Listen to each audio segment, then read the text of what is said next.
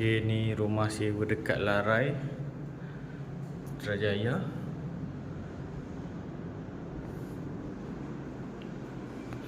Bahagian dapur ada tabletop,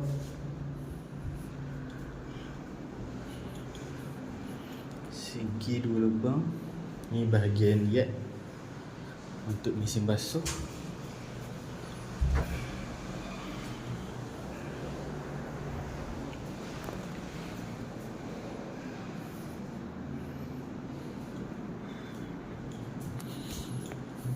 Ni ruang tamu.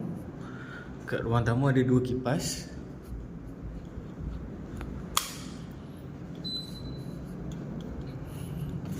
View daripada ruang tamu. Ada 2 kipas. Lorong. Boleh pergi bilik master. Bilik master pun dah ada kipas.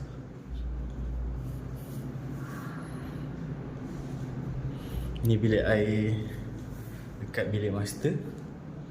Bilik shower, jamban. Ni bilik air luar, shower. Yang ni bilik small lah, medium small, ada kipas juga.